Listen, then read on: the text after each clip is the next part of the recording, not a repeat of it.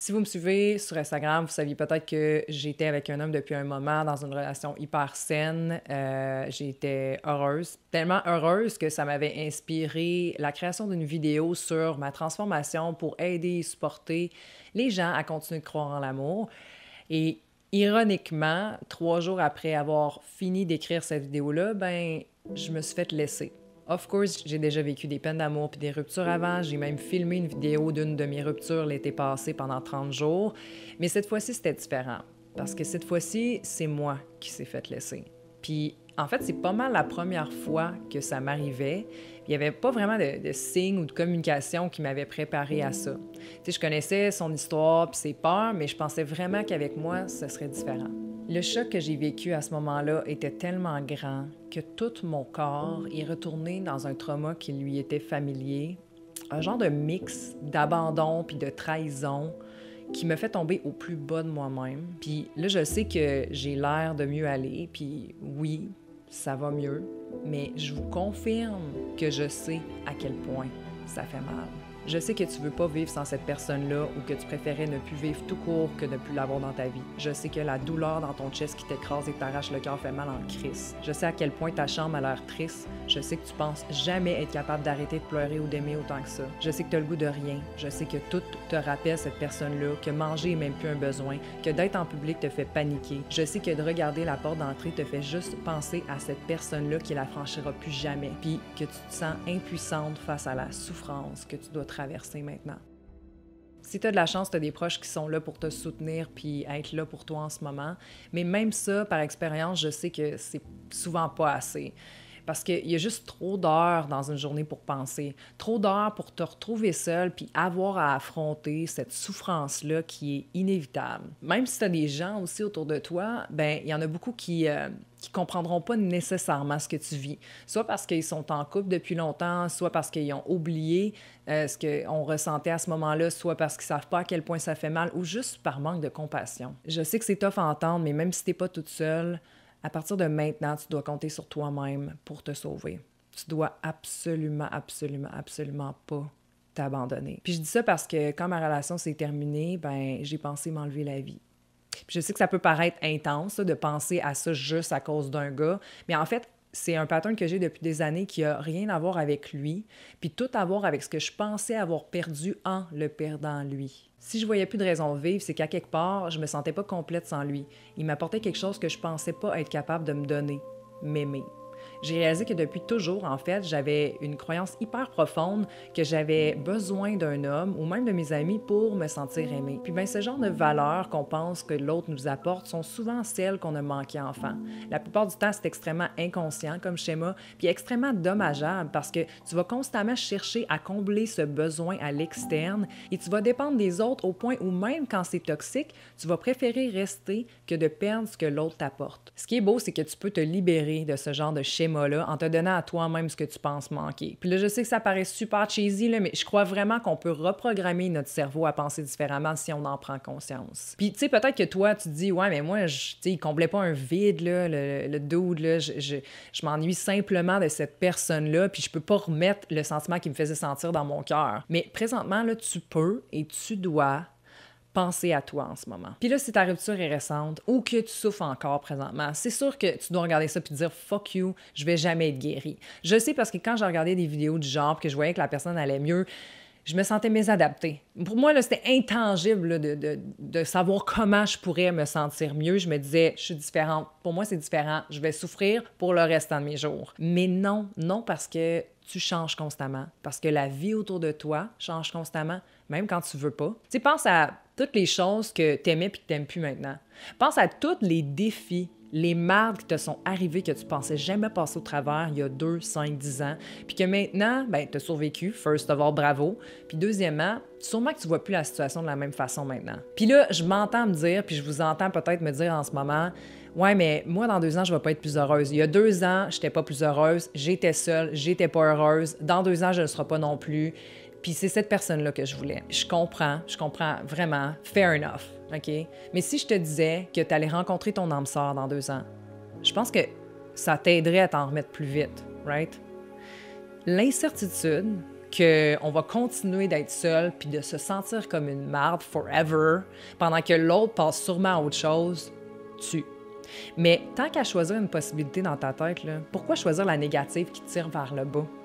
Choisis d'y croire, puis choisis-toi en ce moment. Quand ma relation s'est finie, j'ai décidé de partir dans le Maine avec Vanille, mon camper van, pour ceux qui ne savaient pas. Rouler sur la route et explorer des nouveaux endroits, c'est une thérapie pour moi. Être en mouvement m'aide à pas me sentir pris dans ma vie, puis j'avais vraiment besoin de m'en aller de mon appartement parce que tout me rappelait ce que je venais de perdre dans ma vie.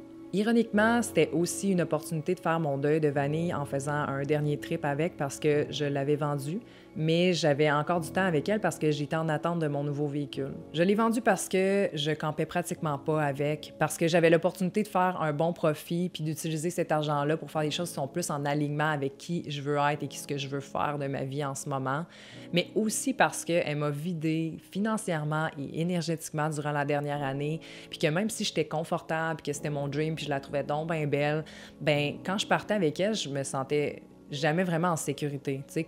Comme ma relation, pendant que j'étais encore dedans, je pouvais pas me fier sur elle pour me rassurer. D'un sens, une relation qui se finit, même si elle était belle en apparence, va t'amener une nouvelle genre de paix. Comme une vanne qui brise, c'est rare qu'il n'y avait pas d'usure avant que ça arrive. Des fois, c'est hyper évident, mais des fois, c'est plus subtil. Dans tous les cas, la personne doit y avoir pensé avant et entre-temps. Elle te faisait sentir ou te donnait pas certaines choses qui créaient une genre de déception ou d'anxiété chez toi et te faisait potentiellement réagir. Je t'annonce que tu n'étais pas folle, que tu le sentais qu'il y avait de quoi, puis que ça t'apportait pas ce que tu avais besoin. Ce qui crée un stress énorme dans la relation, mais aussi en toi. Puis ce stress-là, ben tu l'as plus maintenant. Ça veut pas dire que tu ressens pas les autres émotions. Tu sais, une rupture, c'est aussi un deuil du passé, mais aussi du futur qu'on savait imaginer. Puis comme tout deuil, il y a des étapes à traverser pour guérir. Le choc et le déni, la colère, le marchandage qui est en fait des pensées excessives du pourquoi c'est arrivé et tout ce qui aurait pu être différent, la dépression et tristesse, et l'acceptation. Mais si tu as déjà perdu quelqu'un dans ta vie, tu le sais à quel point le processus n'est pas linéaire. Même si à long terme, il va y avoir une progression, à court terme, tu peux passer rapidement du déni à la colère, à l'acceptation, puis retomber dans la tristesse. Ça peut être hyper décourageant puis nous faire sentir qu'on est stagnant, mais je pense que le truc, c'est de focusser sur les petites choses. Genre, hey, j'ai pas voulu me tuer aujourd'hui, j'ai pas pris de pilule, j'ai mangé un peu plus, j'ai dormi, j'ai pleuré un peu moins, puis de focusser sur ces moments-là. Genre, qu'est-ce qui s'est passé? Qu'est-ce que je faisais à ce moment-là qui me fait sentir un peu mieux, puis d'essayer de reproduire ça au lieu de focusser sur les moments qui vont pas bien. Je sais que c'est dur à voir, surtout quand les émotions sont vraiment intenses. T'sais, je me rappelle quand je sortais dehors au début, j'étais même pas capable de voir que ma fleur préférée poussait juste à côté de chez moi. Mais je te promets que, vu à plus grande échelle, les fleurs sont en train de pousser partout autour de toi, puis que tu avances vers ça à ton rythme. Quand je suis partie avec Vanille, j'ai dû attendre plus de 2 heures dans une file d'auto interminable pour traverser la frontière et aller aux États-Unis. Je pense que ce qui est le plus frustrant dans ces moments-là, c'est qu'on voit pas le début de la file. On sait pas combien de temps on va attendre et on n'a pratiquement aucun contrôle là-dessus. Et pendant que j'attendais, ça m'a fait réaliser que cette situation-là était comme une réflexion de ma vie à ce moment-là. Comment je me sentais prise avec des sentiments que je pensais qui allaient jamais finir par passer, comment je voulais accélérer le processus, mais la seule chose que je pouvais faire, c'était d'attendre, d'avoir de la patience, de m'occuper, de relaxer, d'accepter que ça avance pas comme je veux, puis que c'est normal, ça arrive. J'aurais aussi pu juste retourner de bord, mais je voulais aller de l'avant. Je voulais pas abandonner, fait que j'ai essayé le moins possible de résister en attendant que ça passe parce que tout finit par passer. C'est primordial de se donner le droit de vivre toutes ces émotions, puis de surtout pas se juger si une journée on va mieux, puis le lendemain on pleure encore. T'es pas un robot. T'es un être complexe, plein d'émotions, de traumas, de besoins tout interconnectés. Ça vaut la peine là, de se donner une colle en ce moment pour apprécier ce qu'on fait déjà pour nous-mêmes. Puis quand je dis ce qu'on fait déjà, ça peut être juste en pensée, là, en se disant des choses gentilles. Là. Puis ça peut se faire de plusieurs façons, soit en imaginant ce qu'on dirait à une de nos amies ou un de nos amis qui vit cette situation-là en ce moment. Ça peut être aussi en parlant et rassurant son enfant intérieur, dans le fond, toi, quand tu étais enfant avant que tu commences à te protéger. Ça peut être aussi en imaginant ce qu'une personne dans notre vie qui nous inspire et nous apaise ou encore à la télévision nous dirait à ce moment-là. Pour moi, c'est Lily Tomlin. J'adore cette actrice-là. Puis quand je filais pas, je l'imaginais me dire qu'à 70 ans, j'allais en rire, que j'étais belle, puis que je valais tellement plus que de pleurer pour un homme en ce moment. Je sais que tu penses à beaucoup de choses en ce moment, puis c'est normal parce que ton cerveau est programmé pour trouver des réponses.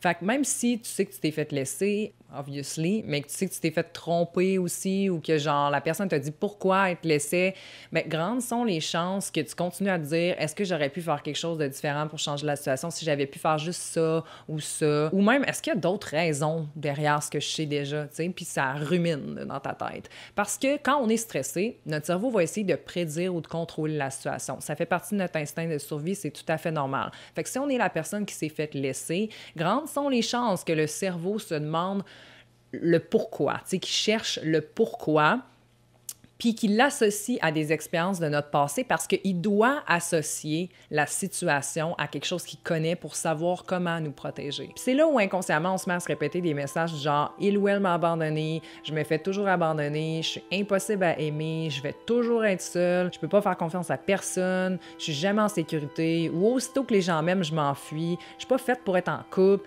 Bullshit! C'est juste des pensées. Puis avec une conscience de ces pensées-là puis du travail sur toi, tu peux déprogrammer ces croyances-là pour arrêter de les laisser prendre le contrôle de ta vie. C'est toi qui es en contrôle, pas tes pensées. Je veux juste que tu saches que peu importe là où les raisons que tu vas trouver, ce sera jamais satisfaisant. Puis que même si la personne t'a expliqué sa raison, mais ça veut pas dire que c'est ta vérité, puis ça veut surtout pas dire que tu vas rester seul pour le restant de tes jours à cause de cette raison-là. On s'entend dessus, là? Fuck that shit! No! No! Je sais que là, peut-être que tu as certaines expériences, plus qu'une, là, qui te prouvent que tes pensées seraient valides en ce moment.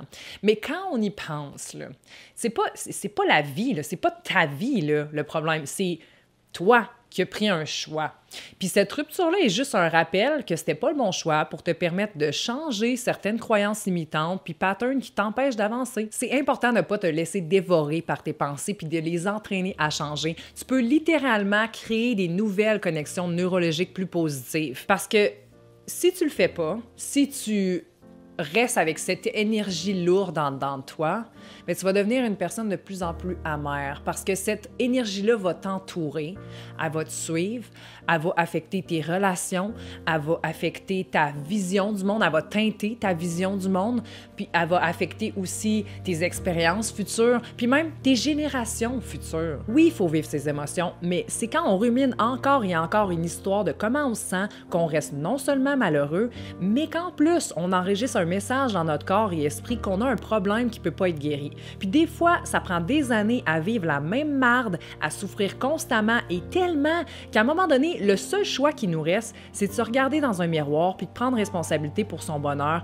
en se demandant est-ce que mes pensées m'aident, m'élèvent, me font du bien? Est-ce que c'est le futur que je veux créer? Qu'est-ce que je peux faire de différent et sain pour m'élever en ce moment? Quand t'aimes pas ce que tu portes, tu te changes, right? On devrait faire la même chose avec nos pensées. Le problème, c'est qu'on a tendance à se taper sa tête puis penser qu'on aurait pu changer cette situation-là si on aurait su ou vu plus clairement à ce moment-là.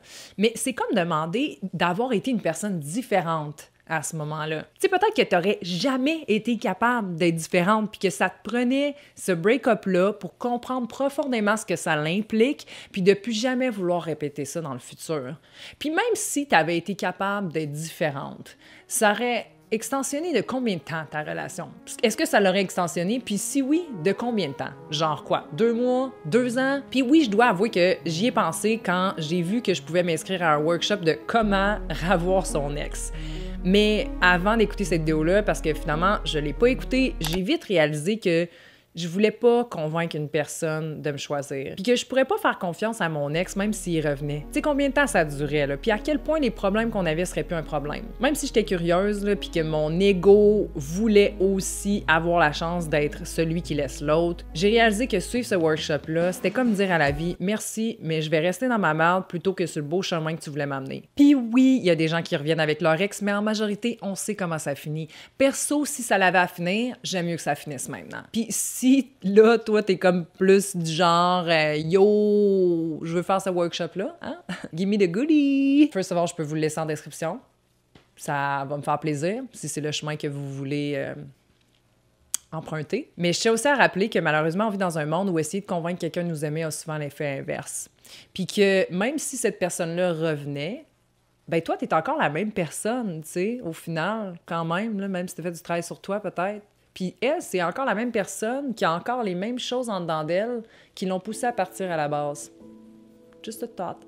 Je sais que ça peut paraître cliché, puis je connais pas ta situation, mais ce que je sais, c'est que cette personne-là peut pas être la bonne personne si elle t'a abandonné. Cette personne-là peut pas être la bonne personne si elle a décidé de pas rester à tes côtés. Ça devient juste une personne qui t'a appris dans la vie, puis qui te permet de faire les choses différemment maintenant. Puis c'est à toi de voir ce que ça veut dire pour toi, puis c'est à toi de voir si tu veux focusser sur ce que tu as perdu puis avancer dans la peur, ou si tu désires focusser sur toi puis en profiter pour t'aimer davantage. C'est facile de se convaincre qu'on n'est pas aimé, que les autres couples sont heureux, sont chanceux, que eux ça dure, puis que nous, ça nous arrivera jamais. Mais personne est safe. Les gens se séparent tous les jours ou décèdent, puis l'autre doit faire son deuil. Puis ça, c'est sans compter tous ceux qui vivent une rupture en ce moment, ceux qui étaient mariés et maintenant sont divorcés, ou ceux qui en sont à leur 4e cœur brisé. Personne n'y échappe. Fait que pense-y la prochaine fois que tu vois quelqu'un d'amoureux, parce que cette personne-là est probablement passée par ce que tu vis et elle non plus y croyait plus à ce moment-là. Puis là, je sais que malgré ce que je viens de dire, tu continues probablement à avoir des doutes parce que des fois, on aime tellement quelqu'un ou ce que la personne nous apportait qu'on associe l'intensité de nos émotions envers cette personne-là à l'importance que cette personne-là avait dans notre vie. Mais imagine qu'une de tes amies prend de l'héroïne puis se sent vraiment amazing quand elle en prend. Ça veut-tu dire que l'héroïne est importante pour elle puis que c'est la seule option pour être heureuse dans sa vie? Bon, là, je sais que mon parallèle est un peu intense, là, but hear me out. Quand j'ai écouté plein de podcasts pour aller mieux, je suis tombée sur un épisode hyper intéressant qui parlait des chercheurs qui avaient fait une étude sur les gens qui vivaient une rupture récemment. Puis en montrant une photo de leur ex à ces personnes-là, la même partie de leur cerveau s'est stimulée qu'une personne qui est en sevrage de drogue. En d'autres mots, on est des addicts qui s'accrochent à des souvenirs pour essayer de survivre. On a perdu notre fixe, ce qui nous faisait sentir bien au quotidien, puis on pense qu'on ne sera plus jamais capable d'avoir ça ou qu'on a besoin de quelqu'un d'autre pour nous l'apporter. Ce qui crée souvent un pattern de continuer de chercher sa drogue ailleurs au lieu de simplement se soigner en se donnant soi-même notre propre médecine. Je dis pas qu'on devrait pas vouloir être en couple, mais plus qu'il faut se combler nous-mêmes en premier. Ce que je me suis rendu compte, c'est qu'en étant constamment en état de manque, ou du moins en me sentant constamment en état de manque dans ma vie, j'acceptais beaucoup de choses que j'aurais jamais accepté si je me sentais contentée dans ma vie. J'acceptais des hommes qui m'attiraient pas tant, j'acceptais des hommes qui étaient violents, j'acceptais des hommes qui avaient peur de s'engager puis qui me donnaient le minimum pour me sentir aimée, j'acceptais des hommes avec lesquels je me sentais jamais assez. Bref, je suis pas en train de dire que ces hommes-là avaient pas de qualité parce que clairement je serais pas restée, puis à ce moment-là, je pense que c'est ça que j'avais besoin dans ma vie. Mais ce que je réalise, c'est que ces relations-là étaient basées sur ma peur de l'abandon, puis aussi un besoin d'être aimé au détriment des valeurs qui sont beaucoup plus importantes pour moi, comme la loyauté, l'honnêteté, la santé, la sécurité, la paix d'esprit, and so on. Bref, si j'en suis rendue là aujourd'hui, c'est clairement parce que j'ai pas fait le bon choix. Je préférais me convaincre, me dire qu'il y avait rien de parfait, que overall notre couple était sain, puis que j'étais bien. Ce qui est pas faux, tu sais, mais j'essayais de me convaincre malgré les red flags parce que c'était mieux ça que de retomber dans l'inconnu avec aucune garantie que ça marcherait avec quelqu'un d'autre ou même qu'il y aurait quelqu'un d'autre. Même si tu essaies de faire fonctionner quelque chose, si tes besoins sont pas comblés, ça va faire surface un jour ou l'autre. Tu vas avoir soit le réflexe de prendre tes distances, d'exprimer des émotions fortes, te sentir seul dans la relation, perdre confiance en toi, puis ça se peut que ce soit une des raisons pour lesquelles la personne finisse par s'en aller. Mais même si tu partages comment tu te sens ouvertement et dans le respect, cette personne-là était pas prête à combler ton besoin, était pas prête à t'accompagner, à rester pour toi, à pas t'abandonner. Fait que d'un sens, si tu as partagé tes besoins puis cette personne-là est partie, ben c'est toi qui l'as laissé inconsciemment. Puis là, je sais pas comment ce que je viens de dire te fait sentir, là, si ça te fait sentir mieux ou si tu regrettes encore plus tes actions. Mais mon point, c'est t'es pas une victime, même si tu souffres en ce moment. T'étais faite pour vivre plus, puis tu le sentais au fond de toi. Puis la vie s'est occupée du reste naturellement pour te supporter là-dedans. Quand on vit une expérience négative, notre cerveau réduit volontairement le niveau de dopamine dans notre corps pour qu'on se sente pas bien, puis qu'on reproduise pas cette chose-là. Mais nous, on le voit souvent pas comme un apprentissage. On se dit juste « je veux pas me sentir de même ».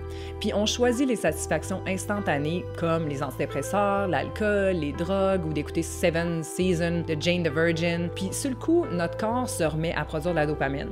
Mais le problème, c'est que parce que notre corps en produit, on sent pas le besoin d'en produire par nous-mêmes en passant à l'action, ce qui aurait vraiment plus d'impact pour changer notre vie positivement. Sans compter le fait que ces distractions-là peuvent avoir des effets super négatifs sur notre santé mentale et physique et nous amener encore plus profond dans la dépression et la dépendance. C'est comme mettre de la cortisone dans une jambe blessée puis continuer à courir dessus au lieu de sentir la douleur pour se reposer et l'aider à guérir. La souffrance est seulement un signal pour t'aider à guérir. Quand j'allais vraiment pas bien, au pic de ma rupture, je suis allée voir ma médecin pour me faire prescrire des Xanax. Moi, je voulais pas commencer à prendre des antidépresseurs pendant vraiment longtemps. J'étais comme, écoute, moi, je veux juste quelque chose là, que si je capote, là, je vais prendre ça, puis je vais aller mieux, puis toute ma vie va devenir chill autour de moi. Le problème, c'est que les Xanax, c'est hyper addictif. Donc, tu sais, elle m'en a prescrit en me disant aussi, il faut que tu en prennes seulement en moment de crise et tout ça. Puis je pense qu'au fond de moi, j'y ai demandé ça juste pour être certaine que, d'abord, de me rassurer moi-même que si j'en avais besoin, ça serait là.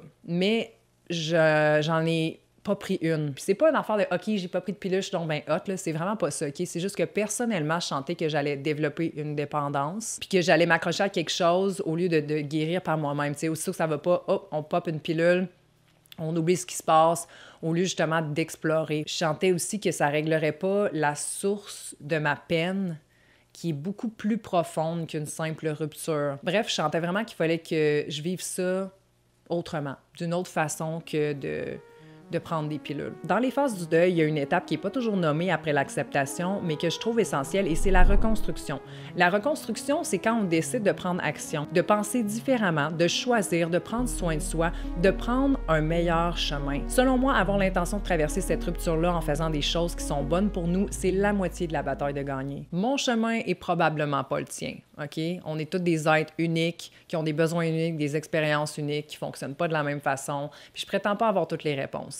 Mais aujourd'hui, j'avais pas juste envie de parler de la rupture, puis de contrôler tes pensées, puis de rester dans le rationnel, mais aussi que vous ayez des actions concrètes que vous pourriez prendre dès maintenant si vous vouliez pour aller mieux. Je suis une fan de recherche, si vous ne saviez pas déjà. Quand une situation se présente dans ma vie, une expérience, je fais des recherches en psychosé pour essayer de trouver comment résoudre un problème, avoir certaines solutions, différentes perspectives. Bref, ça m'a amené à prendre beaucoup d'actions qui me font me sentir extrêmement mieux aujourd'hui.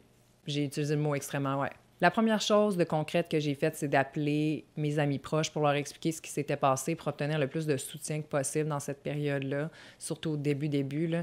Je me rappelle la première nuit, j'ai été couchée chez une de mes amies parce que j'avais peur de ce qui pouvait se passer si je restais chez nous. Puis par la suite de ça, à chaque fois je recevais un appel, un texto, ou que j'allais voir mes amis, je me sentais toujours un peu mieux dans le moment. Ça m'a énormément aidé, puis ça continue de m'aider encore dans mon chemin, même si présentement je suis plus positive. C'est le fun de partager avec mes amis ce qui se passe, puis de savoir aussi que si ça se passe moins bien, ils sont encore là, tu sais. Mais ça veut pas dire qu'il ne faut pas faire le travail sur soi, parce que je savais au final que je pouvais juste vraiment purement compter sur moi pour grandir en tant que personne.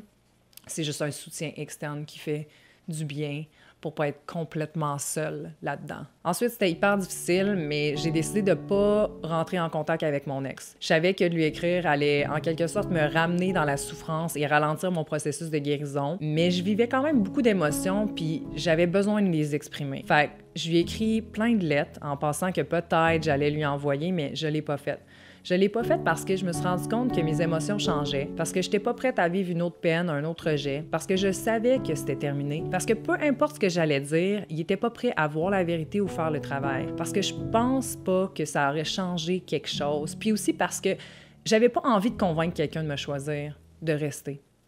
Fait que mon point, c'est écris des lettres, mais attends avant de les envoyer. Attends parce que tes feelings vont probablement changer, mais aussi parce que tu as besoin d'espace pour guérir. Puis cette personne-là a besoin d'espace pour s'ennuyer. Puis ou non, c'est peut-être que la crise va passer, puis tu vas faire comme « Oh my God, je suis tellement contente de ne pas y avoir envoyé ces lettres-là finalement, puis je mérite d'être choisie, tu sais, parce que oui, Tu mérites d'être choisi. Tu mérites d'être choisi à 100%. On se rappelle souvent de ce qui marchait bien dans une relation, mais il y avait aussi plein de choses qui marchaient moins bien ou qui marchaient pas. Puis dans mon processus de guérison, j'ai écouté à plusieurs reprises des gens dire « OK, fais une liste des choses que t'aimais pas de cette personne-là ou de cette relation-là. » C'était pas la première chose qui m'est venue en tête, mais en fait, ça m'a fait réaliser qu'il y avait beaucoup de choses que je tolérais pour ne pas rester seule. Puis aussi, ça m'a beaucoup aidé quand j'avais des doutes de relire cette liste-là. C'est aussi important de se débarrasser assez rapidement de toutes les choses qui nous font penser à cette personne et qui ne sont pas essentielles à notre vie.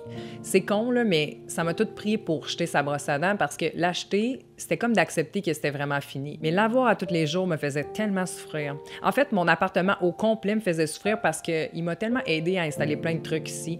Mais je peux pas non plus déménager pour oublier. Fait que dans ce temps-là, le truc, c'est de créer des nouveaux souvenirs de ces choses-là, de ces endroits-là. Puis avec le temps, notre cerveau va l'associer différemment. Je me rappelle quand j'ai eu ma première peine d'amour, il y a à peu près 15 ans de ça, il y a beaucoup de chansons qui me faisaient penser à ce gars-là. J'avais pas envie de perdre toutes ces tunes-là en me disant « Oh my God, every time I hear it, I'm gonna remember this person. » Non.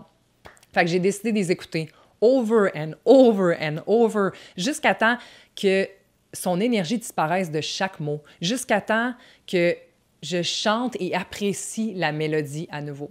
Écouter tous les podcasts et vidéos que je pouvais sur la rupture m'a amené une autre perspective. Ça m'a motivée, puis ça m'a fait sentir que j'avais un certain soutien au quotidien. On a la chance d'avoir accès à tellement d'informations. Tout ce que tu cherches est disponible. Puis heureusement pour toi, j'ai cherché pas mal. Fait que je vais vous laisser le nom des personnes et leurs chaînes qui ont eu le plus d'impact pour moi dans la description. Le lendemain de ma rupture, j'allais vraiment pas bien. J'avais pas dormi du tout de la nuit. J'avais un état d'esprit très dark. Je pensais au suicide au genre de 5 minutes. C'était horrible. En passant, j'ai jamais essayé de passer à l'action dans ma vie, OK? C'est juste des pensées. Fait que ce que ma psychologue m'a fait réaliser, c'est que j'étais pas suicidaire comme personne. J'avais seulement des pensées suicidaires, chose qui peut arriver dans des moments difficiles, mais aussi qu'il y a une source quelque part. Mon point, c'est que, bon, j'avais pas encore mes Xanax, puis je sentais qu'il fallait que j'essaye n'importe quoi qui pourrait m'aider à ce moment-là. Puis j'ai eu le réflexe de chercher sur YouTube des exercices de respiration, le breathwork aussi qu'on appelle en anglais. Tu sais, il y en a plein là, sur YouTube, puis j'ai trouvé une personne qui s'appelle Prima McKeever.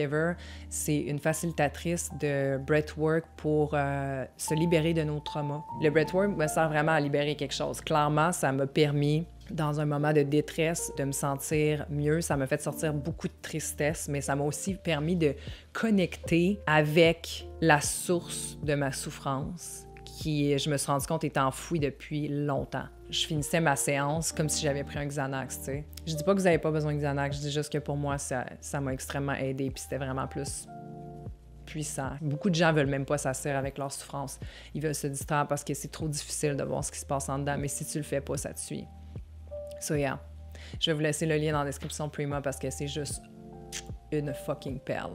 Étant donné que j'essayais de ne pas tomber dans la distraction facile qui m'empêche de sentir ce que je devais vivre, je me suis aussi remise à lire. Lire m'aide à mettre des mots sur des émotions tellement complexes. Je trouve que c'est une activité très simple et apaisante. J'ai trouvé beaucoup de livres qui me font sentir moins seule, qui me nourrissent d'espoir et de force positive. Je ne commencerai pas à toutes les nommer parce que cette vidéo-là est déjà assez longue comme ça, mais je les laisse dans la description pour ceux et celles que ça intéresse. Étant quelqu'un de très actif à la base, je me suis toujours entraînée dans la vie. Je savais que m'entraîner et bien manger allait m'aider à me sentir mieux ou du moins pire, puis qu'il fallait que je continue cette belle routine-là pour aussi gérer mon anxiété en quelque sorte. T'sais, vous allez peut-être vous sentir concerné, mais moi, je sais que le soir puis le matin, c'est là que j'avais les pires pensées, que vraiment la boule revenait, que même ça me réveillait de mon sommeil puis que ça me créait énormément d'anxiété. Fait que quand je me levais le matin vraiment tôt, ben je faisais juste mettre un podcast dans mes oreilles puis j'allais courir sur le bord de la rivière à tous les matins à partir de presque de la première journée que ça m'est arrivé. Puis ça m'a aidé énormément. L'anxiété était plus là quand j'en revenais. Je prenais ma douche, j'allais mieux. Puis étrangement, je vais y revenir, là, mais j'ai fait comme une autre séance d'ayahuasca. Puis quand je suis revenue de cette séance d'ayahuasca-là, ben, cette fin de semaine-là, mon genou m'a lâché. Fait que j'aimerais vous dire, ah oui, maintenant encore, je continue de m'entraîner. Je me suis toujours entraînée dans la vie, OK? Mais pour la première fois de ma vie, ben une des premières fois de ma vie, je suis blessée. vraiment d'une façon random, que je sortais juste de mon auto, puis mon genou me lâchait. Puis je vois ça comme un signe de la vie qui dit « Hey man, t'as besoin de ralentir, t'as besoin présentement de te lever puis de pas aller courir, mais de méditer à la place. » Parce que souvent, la méditation, ben j'arrête de la faire quand je commence à aller mieux dans la vie, puis là, c'est comme plus un « Non, ça va faire partie de ta vie intégrante maintenant. » Ça veut pas dire que je m'entraînerai plus, au contraire, tu sais, je veux dire, c'est sûr, je vais recommencer à m'entraîner parce que j'aime ça, puis ça me fait sentir bien, puis... Mais pour l'instant, je vis dans un autre rythme qui est beaucoup plus relax, beaucoup plus calme, beaucoup moins dans la performance, puis dans le stress là, de « OK, on y va, on force, là, ça fait mal, mon corps fait mal, mais c'est pas grave, tu sais. » Puis pour ceux qui ne s'entraînent pas ou ne désirent pas nécessairement s'entraîner en malade mental, je vous conseille quand même peut-être yoga avec Adrienne sur YouTube. C'est une personne hyper calme, positive, qui c'est sûr qu'elle va vous faire sentir mieux. Elle a des centaines de classes gratuites là, sur YouTube, puis je l'ai suivie pendant longtemps, puis elle me faisait tellement du bien. Fait que si jamais vous voulez juste bouger votre corps, reconnecter lentement à vous-même, que vous ne voulez pas nécessairement faire une grosse méditation intense, vous ne voulez pas vous entraîner non plus, mais vous désirez vous occuper de vous-même puis passer peut-être le temps un peu à travers ça, je vous la conseille, je vais la laisser dans la description. Ne pas dater personne après une rupture, je pense que c'est extrêmement important, en tout cas pour moi, personnellement, parce qu'après 2 relations back-to-back différentes, je me suis rendu compte que mes choix ne reflétaient pas nécessairement la personne que je voulais être, puis la personne avec qui je voulais être aussi. Fait que pour la première fois de ma vie, j'ai décidé de prendre un break, un vrai break, genre aucune énergie dans le dating ou même dans une baise. J'ai pas de timeline, c'est pas un défi, là.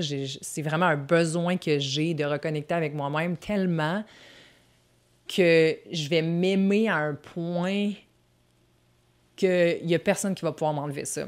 Puis quand je dis m'aimer, c'est pas que je me trouve dégueulasse en ce moment, là, tu sais, je suis quand même fière de ce que je suis, de ce que j'ai accompli, je me trouve relativement belle puis intelligente, puis on va arrêter ça là. Mais c'est plus que je veux avoir confiance que je mérite vraiment plus que ce que j'ai eu jusqu'à présent, puis confiance aussi que je peux m'en aller en toute paix et sérénité si je vois que ça marche pas, ou la laisser partir, cette personne-là, puis me dire « I'm gonna be OK ».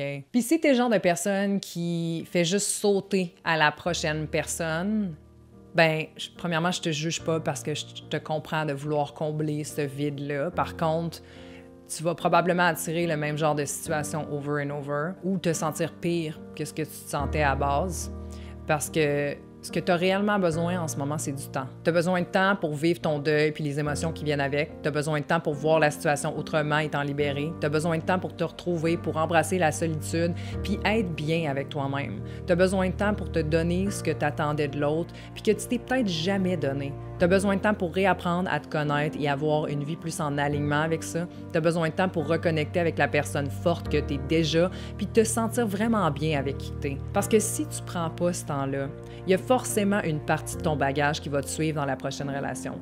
Ça veut pas dire que ça pourra pas marcher, mais si tu sens que tu as besoin d'être avec quelqu'un d'autre, c'est sûrement parce que tu bases ton choix sur tes peurs plutôt que ton cœur. Puis ça, c'est le genre de choix qui finit par faire mal un jour ou l'autre. Partir en van est aussi quelque chose qui m'a beaucoup aidé. Tu sais, juste avoir une mission, quelque chose à faire qui me demandait pas beaucoup d'énergie puis qui m'a motivée à sortir de chez moi. Je sais que j'aime faire de la route puis être au bord de l'océan. Ça me ressource énormément. Fait que le Maine me semblait une bonne idée. Puis durant mon trip, j'ai même tombé par hasard sur une voyante. Mais bon, histoire courte, j'ai dépensé 500$ pour me faire libérer de mes énergies négatives sans que le tout soit très concluant. Je pense qu'il faut faire attention quand on voit des gens comme ça parce qu'on peut être extrêmement vulnérable dans ces moments-là.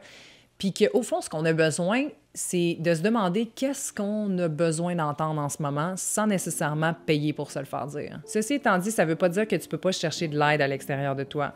Personnellement, j'ai continué à voir ma psy et cherchant quelque chose pour me faire voir une autre perspective, j'ai décidé d'écrire à la retraite d'Ayahuasca où j'étais allée il y a environ 1 an pour savoir s'il y avait de la place. Il y a normalement des mois d'attente, mais quelqu'un avait annulé sa place juste au moment où je les ai contactés. Fait que j'ai pas hésité. Puis honnêtement, ça m'a vraiment fait du bien. La médecine, mais aussi les connexions avec les gens là-bas qui vivent toute leur histoire, leur souffrance, leur délivrance. En gros, j'ai surtout réalisé que même si des fois on vit des choses vraiment intenses, c'est nos croyances qui nous font souffrir encore plus inutilement. À travers toutes les choses que j'ai pratiquées dans les dernières semaines, les personnes que j'ai rencontrées, les émotions que j'ai vécues, je me suis rendu compte que le but d'une relation qui continue ou se termine, c'est de nous montrer là où le travail doit être fait pour guérir et s'élever dans la vie. Puis tu sais, des fois, la vie va te donner exactement ce que tu veux pour que tu te rendes compte que c'est pas vraiment ça que tu avais besoin. Tu sais, je sais que personnellement, j'aurais jamais essayé de travailler autant sur moi-même si j'avais pas autant souffert. Quand ça arrive, là, un choc, une rupture comme ça, souvent, en fait presque tout le temps, on sait pas pourquoi ça arrive. On comprend pas pourquoi ça arrive, puis on veut pas que ça arrive.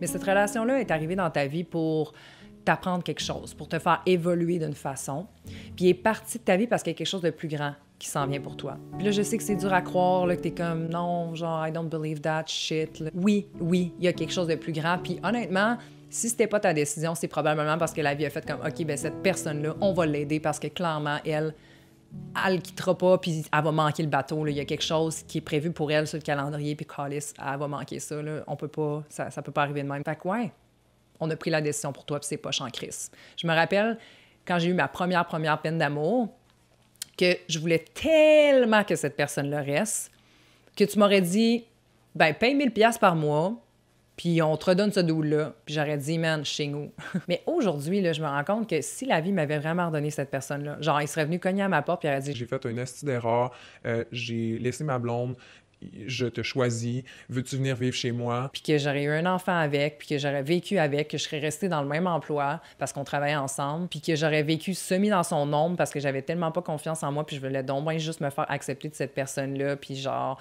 qui aurait fini par me tromper parce qu'il a trompé son ex aussi, puis il m'a trompé moi avec une autre fille aussi, genre, c'était comme Chris m'a tordu cette histoire-là. Bref, si j'avais vécu ça, ben j'aurais jamais su de quoi j'étais capable. Parce que quand je suis partie en voyage pendant genre 2 ans, j'ai tellement appris à me découvrir, puis j'ai tellement su que je pouvais pousser mes limites beaucoup plus que ce que je pensais que j'étais limitée à dans la vie. Ça m'a fait connaître un côté super spirituel de moi-même. J'ai été dans des ashrams, j'ai connecté avec le monde en Inde qui ont rien, j'ai vu la pauvreté. J'ai tellement été transformée, je suis revenue, je suis devenue entraîneur personnel, j'ai parti ma brand de produits naturels. J'ai tellement fait de shit parce que j'ai vécu cette expérience traumatisante-là que je pensais tellement vouloir à ce moment-là. Il y a vraiment quelque chose de plus grand qui t'attend, puis honnêtement, je sais pas la vie que j'aurais eue si cette personne-là serait restée, mais je sais que je serais pas la personne que je suis aujourd'hui parce que c'est mes expériences qui m'ont transformée. Avoir une vie en alignement avec qui on est supposé d'être, ça a un prix, puis des fois, c'est de souffrir. Je le dis souvent, mais la souffrance est un motivateur de changement. Ça force à travailler sur soi si un jour on veut se libérer de ce qui nous a emmenés dans cette situation-là à la base. Puis c'est ce chemin-là qui va te rapprocher de la belle personne que tu veux être et est au fond de toi, en dessous de toute la shit que tu penses être ou être pris avec. Fait que sers-toi de cette situation-là comme un guide pour te transformer. C'est comme si la vie te demandait qu'est-ce que tu vas faire avec ça. Puis que tu avais la possibilité de pouvoir faire tout ce que tu veux maintenant que tu as le savoir. Je sais là, que c'est dur en ce moment, mais est-ce que tu es capable de voir en quoi c'est une nouvelle phase peut-être excitante pour toi dans ta vie? Tu sais, genre, qu'est-ce que tu pouvais pas faire en couple ou que tu faisais pas, puis que tu voulais faire, mais que tu faisais pas, puis que là, tu peux faire. Genre, c'est quoi la possibilité qui vient de s'ouvrir pour toi? Puis peut-être qu'il n'y a rien qui te vient en tête, puis c'est correct, OK? On va juste s'enlever cette pression-là. C'est une question. C'est comme juste une réflexion à se poser. Parce que il y a une belle vie qui s'en vient pour toi. Si tu décides d'y croire, puis de la voir quand elle se présente à toi. Puis là, malgré tout ce que j'ai dit aujourd'hui, je peux pas te garantir que ce qui m'a aidé va t'aider ou que tu vas guérir en dedans de 2 mois, 2 semaines ou d'ici lundi si tu essaies vraiment fort.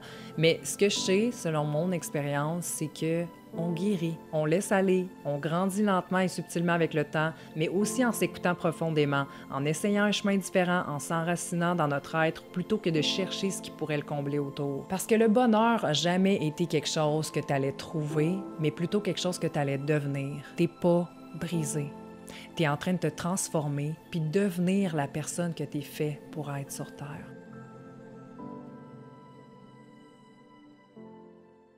C'était Émilie Brousseau, j'espère que vous avez aimé. J'espère que ce contenu-là va vous aider. Je vais mettre les liens dans la description. Par contre, il y a beaucoup de choses qui sont en anglais. Fait que soit on utilise Google Translate, soit le livre existe peut-être en français aussi, ou soit vous, de votre côté, là, si vous avez des choses qui vous ont aidé en français et que vous désirez le partager à la communauté, laissez ça dans les commentaires. Je suis sûre que ça va aider quelqu'un ou plusieurs personnes. Puis j'adore nous voir interagir entre nous puis s'aider. On est chanceux de savoir, fait que profitons-en pour aider aussi les autres entre nous. Sinon, j'ai mis aussi une liste de 63 choses en anglais, mais 63 choses à faire quand on vit un des pires moments de notre vie. J'ai trouvé ça vraiment amusant, simple, efficace.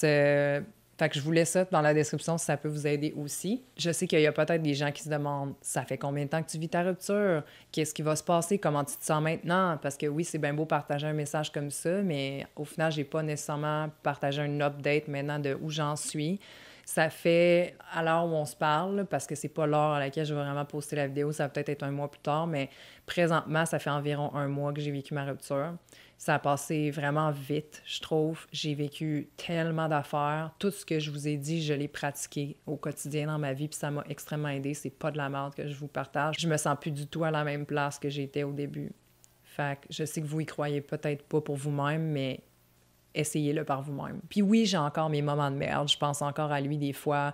J'ai une genre de boule bizarre d'anxiété qui me revient des fois, qui est comme un peu incontrôlable quand j'ai des pensées. Mais la différence, c'est que j'agis différemment. Dans le fond, je prends soin de moi. Tu sais, c'est qu'est-ce que tu fais quand ces moments-là arrivent qui fait toute la différence. Puis moi, j'utilise les outils que j'ai trouvés, puis ça me fait toujours sentir mieux après. Ça me reconnecte à ma vérité et non ma souffrance, mes pensées, mes peurs. Ça me reconnecte vraiment à ce qui est vrai en dedans de moi, puis je le sais que c'était la meilleure chose qui pouvait se passer dans ma vie. Je le sais. Puis aujourd'hui, je ne reviendrai pas avec cette personne-là. C'est vraiment un feeling que j'ai au fond de moi que c'était dû pour arriver, puis que j'étais dû pour avoir plus que ça, puis que la vie m'a poussé dans ce sens-là.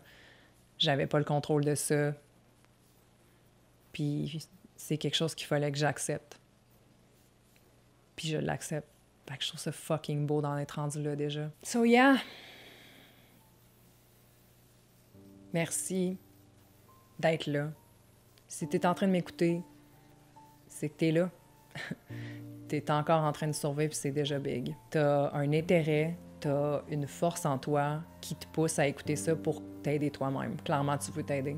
Tu veux aller mieux. Fait qu'il y a quelque part en toi qui croit que tu vas aller mieux, que ça existe, que c'est une possibilité. Je vous aime. Prenez soin de vous. J'ai toujours eu l'impression que j'étais perdue, puis que la seule façon de me retrouver, c'était à travers quelqu'un d'autre. Ça fait maintenant 3 mois que j'ai vécu ma plus récente rupture, puis ce que je sais, c'est que ça fait vraiment mal. Puis que si on est chanceux, on a des gens qui sont là pour nous aider autour de nous. Mais après quelques semaines, le choc initial se transforme en une réalité qu'on doit maintenant commencer à accepter. Puis même si on vit encore des moments difficiles, les gens autour de nous semblent avoir oublié ce qui s'est passé. Même si mes amis sont là pour moi, c'est dans des situations comme ça que je réalise qu'on a plus 15 ans. T'sais, on couche plus dans le même lit un soir de semaine entre amis. Les gens ont maintenant des enfants, une famille, une maison à entretenir, une épicerie à faire, une job qui prend le 3/4 de leur temps. Ce qui veut dire que quand on a un problème puis qu'on est célibataire, on se retrouve maintenant confronté avec nous-mêmes la majorité du temps puis qu'on est la personne qui doit principalement être là pour nous. Je sais que ça peut être chiant, mais ça n'a pas besoin de l'être, t'sais. Ça peut être doux, ça peut être beau. Ça peut être ce qui va vraiment t'aider à guérir, ce qui va vraiment t'amener où tu veux être dans la vie. Ça peut être ce que tu veux. Mais bon, aujourd'hui, je me suis dit que j'allais être celle qui reste avec toi dans ton lit un soir de semaine en faisant une vidéo un peu différente et plus personnelle qu'à mon habitude. C'est vraiment délicat de parler de comment je me sens parce que comment je me sens est relié à comment il a agi, puis que d'en parler serait de ne pas respecter sa vie privée. Fait que disons juste que j'ai appris des choses qui m'ont fait mal. Après la rupture, je me suis beaucoup blâmée, puis même si je suis pas parfaite, j'ai compris que je n'étais pas la cause de la rupture. En tout cas, pas totalement. Là. Fait qu'aussi dur que ça a pu être, on dirait que ce que j'ai su, c'était ce que j'avais besoin pour arrêter de porter le deuil de la relation. Ça m'a permis de voir la relation différemment de ce que je pensais qu'elle était pour nous. Ça m'a libérée, puis ça m'a permis d'avancer plus facilement dans ma vie. C'est fucké de se dire que nos ex peuvent être presque l'entièreté de notre vie à un moment puis devenir des parfaits étrangers du jour au lendemain. Mais maintenant, je suis correcte avec ça. En fait, il m'arrive même de me demander si ce qu'on a vécu était vrai. Puis ce que je réalise, c'est que c'est nous qui choisissons ce qu'on veut se rappeler. Je sais que personnellement, quand j'aime, il y a une partie de moi qui va toujours aimer. Fait que malgré tout ce qui s'est passé, là, je choisis de me rappeler des bons souvenirs que j'ai puis d'avancer le cœur léger. Je pense vraiment que cette histoire-là était la fin d'un pattern pour moi. Parce que, premièrement, je ne veux plus jamais souffrir autant que ça en donnant mon bonheur entre les mains de quelqu'un d'autre comme ça.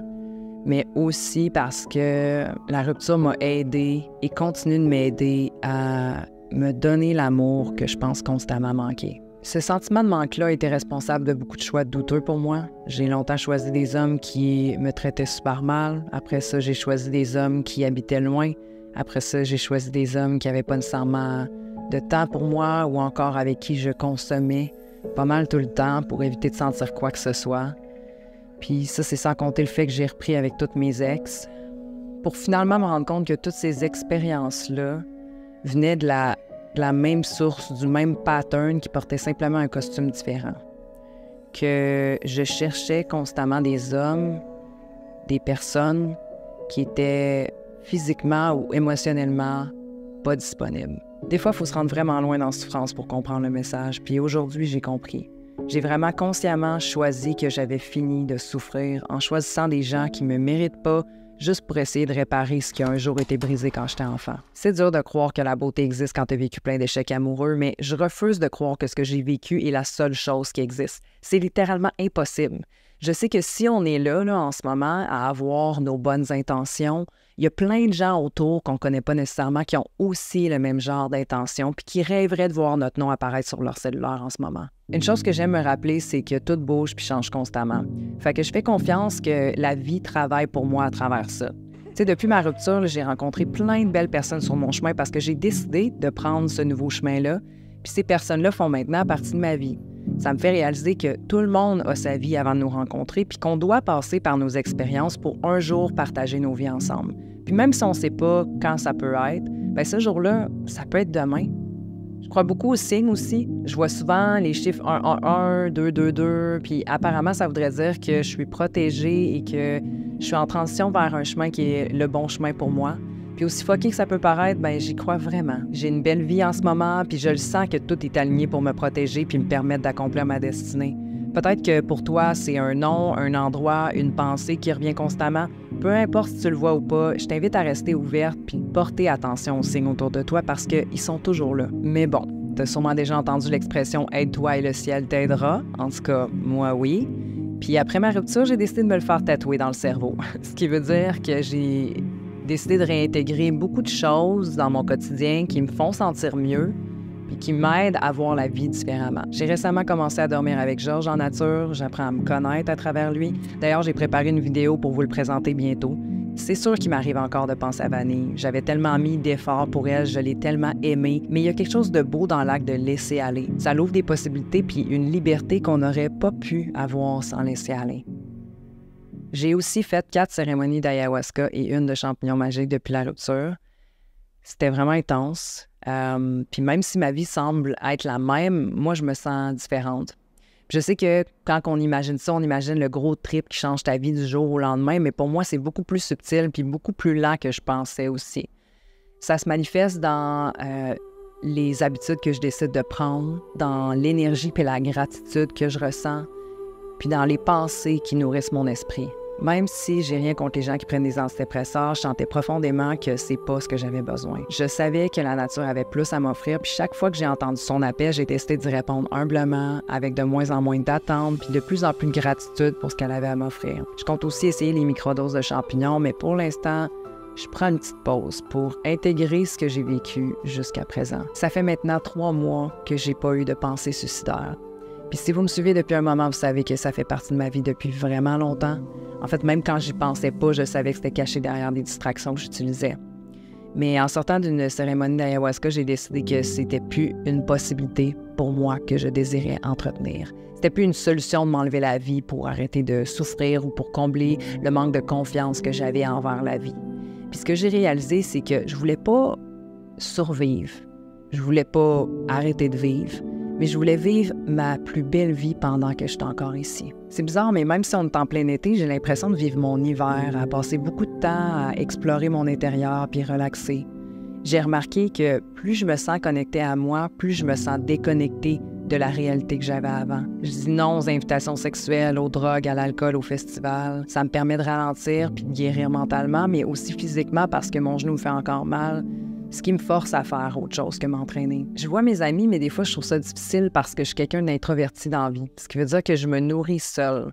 Puis ces temps-ci, je découvre une nouvelle dimension à cette solitude-là où j'ai hâte d'être seule, où je me sens bien tout seul. Je me sens plus légère, je me complique moins la vie, je suis plus positive, puis je sais que j'ai besoin d'être seule pour guérir. C'est pas parfait. Il y a des journées où je pense à lui, il y a des matins où je me réveille à 5 heures en soir, il y a des moments où je me sens ridiculisée d'y avoir cru, il y a des instants où j'ai peur que le texto que je reçois soit à propos de lui. Mais malgré tout ça, il y a une chose qui est sûre, puis c'est que je le veux vraiment plus dans ma vie. Je dois simplement continuer de guérir la blessure qu'être avec lui m'a créée. Maintenant, je sais qu'il y a des gens qui me regardent en ce moment puis qui souffrent encore beaucoup puis qui ont de la misère à voir les possibilités dans leur vie, mais le fait est que tu es déjà sur un chemin différent.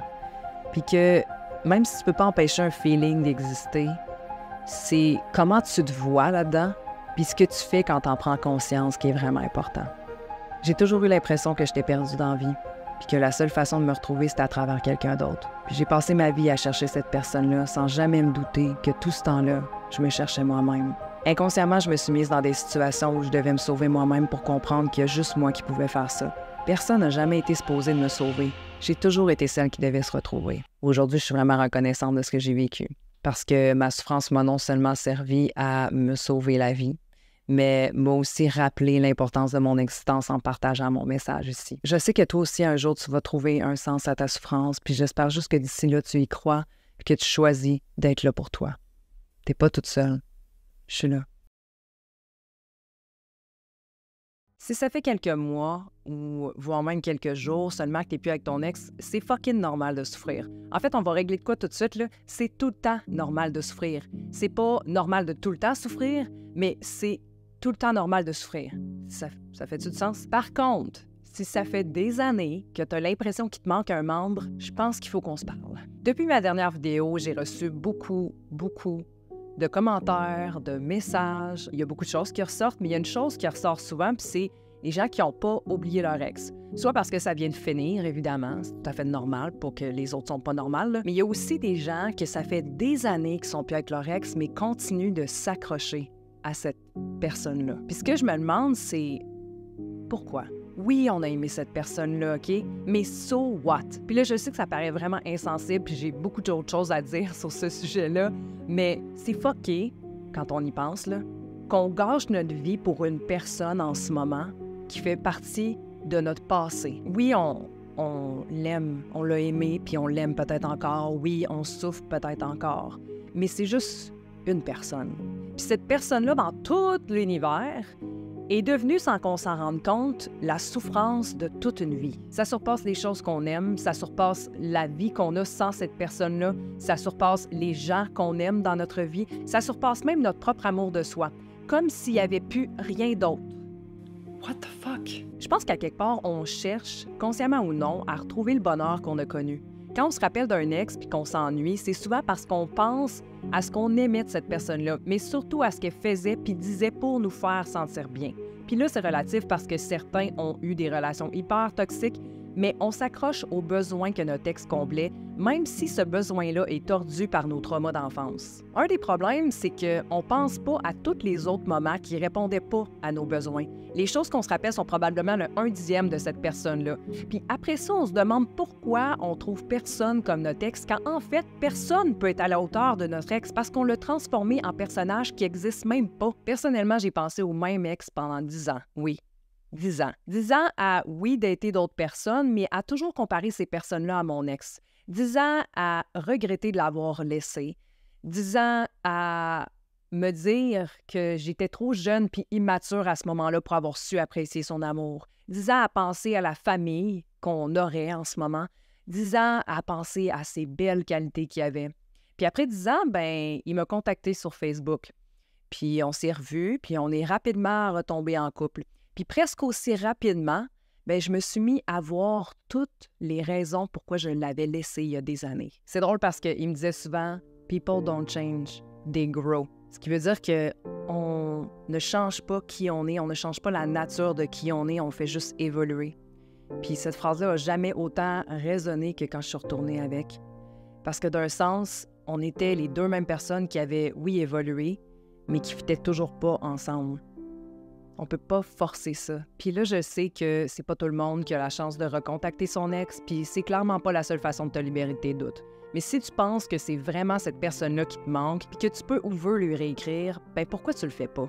La pire chose qui peut arriver, c'est te faire rejeter ou de réaliser que c'était pas la bonne personne pour toi. Puis des fois, c'est ce que ça prend pour passer à autre chose. Ou tu vas peut-être revenir avec, mais dans les deux cas, tu vas avoir ce que tu as besoin. Bon, ça, c'est dans le cas où tu peux recontacter ton ex, mais je sais que beaucoup d'entre vous ne pouvaient pas ou ne voulaient pas recontacter votre ex, puis peu importe la raison, ça ne change pas la situation. La situation est que cette personne-là n'est plus là dans le présent, puis qu'il faut accepter ça si on veut arrêter de souffrir, parce que c'est la résistance à cette réalité-là qu'on ne veut pas vivre qui crée plus de souffrance.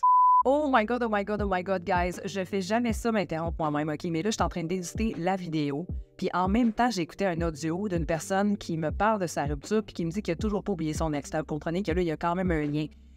Le fait est que cette personne-là continue encore de voir son ex, puis là, je me rends compte que j'ai pas parlé une petite fois de ça dans ma vidéo. Mais, si tu veux passer à autre chose, il faut que tu arrêtes de voir ton ex. Puis là, je sais qu'il y en a que c'est par obligation et non par choix, mais si c'est par choix, donne-toi une chance, parce que si t'es toujours là-dedans, comment veux-tu plus être là-dedans? Fait que c'est ça. Bref, on va recommander, on va... Going back to the video now. Hey, si tu passes tout ton temps et tu perds ton énergie à penser à ton ex constamment, comment veux-tu avoir l'espace de vivre autre chose?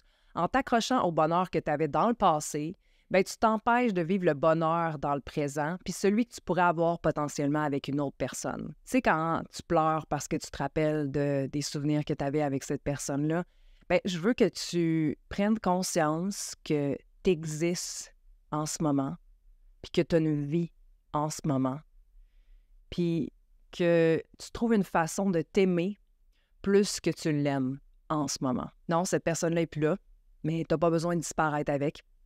Puis non, tu n'aimeras probablement jamais personne comme cette personne-là parce qu'on ne peut pas aimer une personne de la même façon. Tout le monde est différent, tout le monde est unique, puis on aime les gens pour différentes raisons, puis de différentes manières, puis on a différentes connexions avec les gens.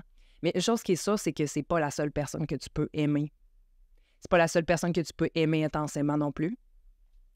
Puis c'est pas la seule façon que tu peux être heureuse ou heureux. Inclusif, tu sais. Puis en fait, des fois, être en couple peut même limiter notre croissance personnelle parce qu'on fait de l'autre une partie de notre identité. On priorise cette personne-là, on change qui on est pour cette personne-là, on cherche pas à se découvrir sans cette personne-là. Puis c'est là où on est complètement perdu et sans espoir quand c'est fini. Parce qu'une partie de notre identité nous quitte avec cette personne-là. Quand on pense qu'on peut pas vivre sans l'autre, c'est souvent parce qu'on veut pas vivre sans la partie de nous qu'on a abandonnée. Il y a pas longtemps, je travaillais sur des événements que je veux organiser dans la ville de Québec. Puis je réalise que je serais pas en train de travailler là-dessus si j'étais encore avec mon ex. Parce que ma priorité, ça aurait été mon ex. Puis oui, j'aurais continué de faire certaines choses qui sont bonnes pour moi, mais jamais autant qu'en étant plus avec lui. Tu sais, c'est la souffrance qui m'a motivée à essayer des nouvelles choses, à changer, à évoluer, puis à pousser les limites de ce que je veux faire dans la vie. Puis j'ai le temps, puis j'ai la liberté de le faire. Fait que ça, c'est un hostie de gift. Puis je trouve que c'est l'absence de cette personne-là, en l'occurrence notre ex, qui crée un contenant vide qui semble souffrant parce que c'est un fucking vide, mais qui est en fait un contenant qu'on peut mettre plein de belles choses dedans. Je sais que ça paraît quétaine, mais... Tu sais, je savais pas à ce moment-là, quand que j'étais en couple, mais aussi quand j'ai vécu ma rupture puis que je souffrais en tabarnak, que j'étais pas heureuse en couple. J'étais pas heureuse en couple parce que, premièrement, il y a des choses qui fonctionnaient pas puis j'étais complètement dans le déni puis je préférais m'accrocher à l'amour qu'il me donnait que d'adresser ces choses-là puis de prendre le risque d'être seule. Mais aussi, j'étais pas heureuse en couple parce que j'étais pas heureuse avant d'être en couple. Puis la vie m'a donné la chance de le devenir. Je sais que je serais pas la même personne si j'étais en couple ou même je serais pas la même personne que j'étais avant si j'avais pas vécu ma rupture. C'est un genre de cadeau déguisé qui est dur à voir sur le coup, mais qui te permet d'avoir de l'espace de créer autre chose. Tu sais, j'étais quelqu'un qui consommait du cannabis puis de l'alcool au moins une fois semaine, puis c'est des dépresseurs, puis ça a l'air bien le fun de même. Je comprends pas trop pourquoi on normalise ça dans notre société, mais les faits sont que J'ai quand même consommé longtemps dans ma vie, on and off, puis je me rendais pas compte que ça affectait mon humeur autant que ça. Quand j'y pense, j'ai jamais vraiment aimé ça, fumer ou boire anyways. J'aime ça être à jeun, même si c'est tough des fois. J'aime mieux être high on life puis me récompenser avec un bain au lieu d'un joint. Puis en arrêtant de consommer ce qui me rendait inconsciente, je me suis mise à être plus consciente de mes émotions, ce qui marche ou pas dans ma vie, puis ce que j'ai envie pour être plus heureuse. Maintenant, ça se peut que tu ne consommes pas de drogue ou d'alcool, puis c'est parfait comme ça. C'était juste un exemple que je donnais. Mais mon point, c'est qu'on consomme tous à quelque part quelque chose qui nous intoxique puis qui nous empêche de voir ou de faire le travail. Puis si l'amour de l'autre est une dépendance, il serait peut-être temps de faire un sevrage pour te nourrir du tien sainement. Je pense qu'au début d'une rupture, c'est normal de se dire que sa vie est de l'hostie de marde. C'est normal de penser qu'on n'aimera plus jamais quelqu'un de cette façon-là. C'est normal de ne pas avoir le goût de se lever le matin. C'est normal de ne pas avoir le goût de travailler, de s'occuper de soi, de ne pas être capable de manger. Est-ce que c'est sain? C'est sain parce que c'est nos besoins du moment. Par contre, à un moment donné, il faut se prendre en main. Parce que souvent, on valorise dans notre société, je trouve, ou dans la nouvelle spiritualité kind of vibe, de vivre ses émotions pleinement. Je suis d'accord avec ça. Mais la ligne est fine entre vivre tes émotions puis être victime de tes émotions. Si tu passes ton temps à ruminer la même information, le même crise de message de marde de ce qui s'est passé dans ton passé, de ce que tu aurais pu faire différemment, du regret que tu as, de la personne que tu n'aimeras jamais comme ça quand tu rumines, puis qu'il n'y a rien de nouveau à tous les jours, à toutes les semaines, à toutes les années, que ça continue de se ruminer en toi. Je ne sais pas quoi dire d'autre comme mot que ruminer, ça a l'air que c'est le mot du jour. Tout ça, là, cette énergie-là de se répéter, de continuer à croire ce message-là, fait en sorte qu'on agit d'une certaine façon, puis peut vraiment nous laisser pris dans notre malheur pendant une éternité, en fait. Il n'y a pas de limite. Si tu continues à penser comme ça, si tu continues à revivre ces mêmes pensées-là, tu peux vraiment rester pris dans ton malheur, point. On vit tous une peine d'amour un jour, mais la différence, c'est ce que tu fais après. Oui, tu as peut-être plus eu de relations de marde que quelqu'un d'autre, mais si c'est le cas, c'est intéressant de se demander pourquoi. Pourquoi j'attire les mêmes situations dans ma vie puis continue de souffrir autant? Puis non, la réponse n'est pas parce que la vie a choisi que tu allais souffrir plus qu'une autre personne. La réponse est à l'intérieur de toi. C'est toi qui es responsable de ce que tu vis puis de qui tu laisses rentrer dans ta vie. Puis je sais que ça peut faire mal à entendre parce qu'il y a des situations qu'on ne peut pas contrôler. Comme exemple, quelqu'un qui nous trompe, on ne peut pas contrôler ça. Par contre, on peut contrôler si on reste, on peut contrôler si on quitte, on peut contrôler ce qu'on pense de cette situation-là, à savoir, dans le fond, tout le monde me trompe, puis tout le monde va toujours me tromper, tu sais. Ça peut être juste une croyance qui s'installe, puis on peut contrôler cette croyance-là. On peut contrôler aussi si on se protège pendant des années parce qu'on se dit « fuck off, moi je n'aide plus personne ». Je pense que c'est vraiment important d'être seul quand on vient de vivre une rupture, puis de réapprendre à se connaître, de réapprendre à s'aimer, de réapprendre à vivre avec la solitude. Par contre, il y a un moment où ce qui était à la base une façon de se retrouver devient une façon de se protéger. Tu sais, quand tu as tellement cultivé ton bonheur toute seule que tu veux même plus prendre le risque de rencontrer quelqu'un qui pourrait tout fucker ça. Puis à quelque part, penser comme ça, c'est comme de ne pas faire confiance qu'on a appris du passé. Tu sais, ça se peut là, que tu n'aies pas envie de dater en ce moment, puis c'est bien correct, mais aie assez confiance en toi pour savoir que tu n'as pas besoin d'être une nonne pour te protéger. Tu seras jamais à un point où tu vas tout avoir appris, où tu n'auras plus de défauts, puis où tes traumas n'auront plus aucun impact. On guérit puis apprend constamment. Mais je te confirme que tu n'es plus la même personne qu'avant. Juste le fait que tu aies peur de laisser rentrer quelqu'un prouve que tu t'aimes, puis que tu veux protéger ton énergie. Fais confiance que tu laisseras pas tes patterns prendre le dessus, que tu vas être là pour toi, puis que tu resteras pas dans une situation qui est nocive pour toi. T'es pas obligé d'être avec quelqu'un pour être heureuse, mais si tu as peur que quelqu'un fuck ton bonheur, je veux que tu saches que tu as le droit de laisser quelqu'un d'autre te rendre heureuse. Puis là, je vais pas le dire souvent, mais des fois, ça l'aide d'être avec nous. Je suis même pas capable de le dire.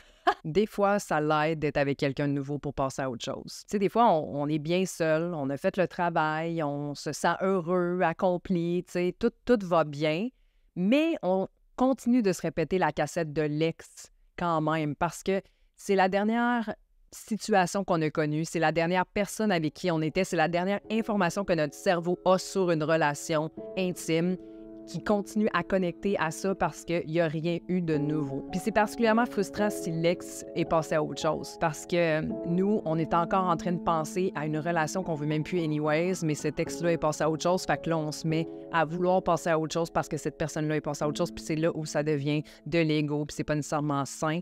Quand je dis des fois, ça l'aide d'avoir une nouvelle personne dans sa vie, c'est pas parce que ça l'aide à faire taire son ego, prouver qu'on est meilleur qu'une autre personne. C'est vraiment parce que on est rendu là, peu importe si notre ex est rendu là aussi ou pas. Puis si ce que je dis résonne avec toi, du genre, tu sais que ton ex est passé à autre chose puis ça te fait vraiment chier, bien, je t'invite quand même à explorer, genre, pourquoi ça te fait chier. Tu sais, ça semble normal, a priori, de se dire que ça fait chier quand son ex est passé à autre chose, puis genre, je comprends tout à fait, puis c'est crissement pas quelque chose que tu veux qui arrive quand tu viens de vivre ta rupture. L'ego, par contre, est intéressant. Parce que c'est soit que ça te fait chier parce que tu penses que tu vaux plus que cette personne-là, donc tu aurais dû, toi, être avec quelqu'un et non cette personne-là être avec quelqu'un d'autre, quand dans le fond, tu sais même pas si elle est vraiment heureuse avec quelqu'un d'autre ou si elle continue de répéter ces mêmes patterns puis qu'elle s'est juste garochée là-dedans parce qu'elle voulait pas être seule. Ou tu te sens inférieur parce que cette personne-là est rendue avec quelqu'un d'autre. Genre, tu penses que ta valeur est relié au fait qu'il est avec quelqu'un d'autre ou pas. Intéressant. Ou des fois, il y a aussi le sentiment puis le statut que cette personne nourrissait en nous, qui nous complétait en fait. Ce sentiment-là, ce statut-là, cette partie-là de nous disparaît avec l'autre, ce qui fait en sorte que notre ego qui se nourrissait de ça, de ce statut-là, puis là, quand je dis ça, peut-être ça peut paraître vague, mais je vais vous donner un exemple. Être en couple, c'est un statut, donc je suis plus important dans la société, je suis plus acceptée de mes pairs parce que je suis en couple, je suis plus normal d'être en couple que célibataire. Donc, cette partie-là qui était complète avec l'autre personne, bien, quand elle s'en va, c'est comme si on perdait cette partie-là de nous. Puis encore pire, si l'autre personne se met avec quelqu'un d'autre, parce que là, c'est comme si elle donnait à cette personne-là ce que nous, on avait dans le fond. Ça peut être un besoin aussi, ça peut être bien des affaires, mais dans le fond, c'est comme si notre ego était affecté parce que là, on n'avait plus cette partie-là, tu sais, elle est plus là, puis elle est rendue que c'est quelqu'un d'autre qui l'a, puis c'est pas moi. Je veux juste mettre quelque chose au clair ici, là, que penser à lui, elle ou elle, veut pas dire que t'es pas guéri ou que tu voudrais revenir avec ton ex. Ça veut juste dire que tu avais un passé avec la personne, des souvenirs, puis peut-être que tu y penses encore parce que tu as quelque chose à apprendre de ton passé, quelque chose que tu dois continuer de cultiver, l'amour de soi, la confiance que tu mérites mieux, la force de te combler par toi-même. La vérité, c'est que tu peux pas oublier ton ex. C'est scientifiquement impossible, à moins d'être dans le film Eternal Sunshine avec Jim Carrey. Oui, tu peux guérir, oui, tu peux passer à autre chose, mais tu vas quand même avoir des souvenirs de cette personne-là. Je me rappelle, après plusieurs mois de rupture, que j'ai avoué à un de mes amis que j'avais pleuré la semaine même pour mon ex. Ça me faisait vraiment chier parce que je trouvais que j'allais mieux, je trouvais que je faisais les choses pour aller mieux, je savais que cette relation-là était pas faite pour moi, puis je savais que cette personne-là méritait vraiment pas que je pleure pour elle. Fait qu'il y avait quelque chose dans l'ego là-dedans qui me faisait vraiment chier. Tu sais, j'étais comme « I should be better than this ». Puis mon ami m'a répondu « Laisse-toi vivre ton tour de roue. Toute rupture a son tour de roue ». Ce qui veut dire que pendant 1 an ou plus, tout dépendant de la grosseur de la roue puis de bien d'autres facteurs, bien, tu vas te rappeler de tous les moments, de tous les souvenirs, de tous les endroits où tu étais avec ton ex dans le passé. Genre... Ah, à Noël l'année passée, j'étais avec ma famille, puis lui, puis il m'avait offert tel cadeau. Chris avoir su, à part que j'ai présenté mon frère, puis il allait me laisser 3 mois plus tard, ben, hein, je l'aurais pas fait. Fait que ça peut être genre des souvenirs positifs, ça peut être des souvenirs négatifs. Il y a comme un sentiment qui ressort de ça, de je m'ennuie d'un sentiment positif qui vient de ça, mais aussi de que je peux pas croire que je souffre encore de ça parce que dans le fond, c'était déjà souffrant à base ou ça me fait souffrir présentement d'y penser. Peu importe. C'est fucking normal. Cette semaine, j'ai utilisé un crayon de plomb puis je me suis dit Ah, c'est lui le dernier qui a utilisé ce crayon-là. Il n'y a pas vraiment plus bas que ça, là.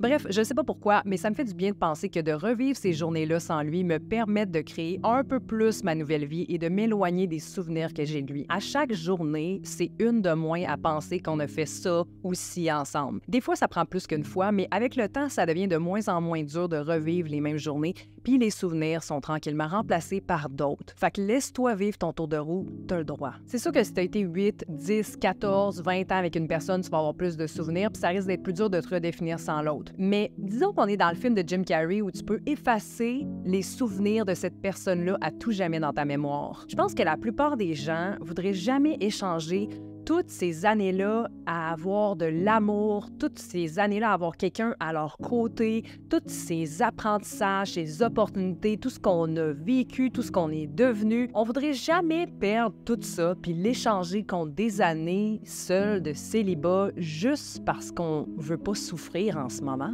Ben c'est un peu ça la beauté de souffrir. Les beaux moments font place au changement tout en étant la personne qu'on est maintenant. On continue d'avancer, d'évoluer, mais avec un peu plus d'expérience qui nous permet d'être de plus en plus dans ce qui est fait pour nous. Bien sûr, ça, c'est si on prend le temps de voir cette expérience-là comme une opportunité de guérir. On a toujours la possibilité de guérir, mais pour une raison vraiment weird, on pense qu'on est les seuls à souffrir comme ça puis qu'on guérira jamais.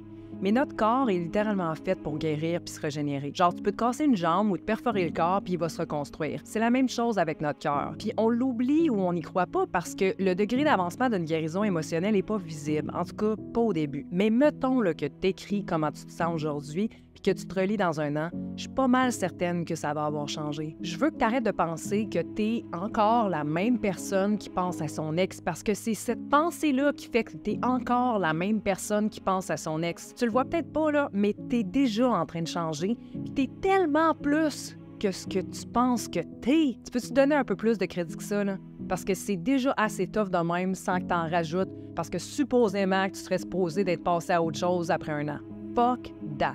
On valorise souvent les gens qui passent à autre chose rapidement, puis j'ai envie de te dire, oui, tu vas passer à autre chose, mais ça n'a pas besoin d'être rapide, OK? En ce moment, là, je te dis bravo. Bravo parce que tu choisis de vivre à chaque jour, même si tu souffres, puis que cette souffrance-là est peut-être la pire souffrance que tu as jamais vécue de ta vie. Parce que ça, là, c'est beaucoup plus difficile que de passer à autre chose rapidement. Une chose qui est sûre, c'est que c'est pas une question de temps, mais plus de perception. C'est le message que tu te répètes constamment. C'est les croyances que tu as par rapport à ta capacité de guérison. C'est les murs que tu as formés pour te protéger ou le travail que tu fais pour avancer. OK, je sens que cette vidéo-là tire à sa fin. Par contre, j'aimerais quand même vous partager certains éléments clés qui, selon moi, sont essentiels pour avancer. First, il faut apprendre à se pardonner parce que la culpabilité qu'on a, qu'on ressent, peut être la chose qui nous garde pris dans le passé. Tu as fait du mieux que tu pouvais, OK?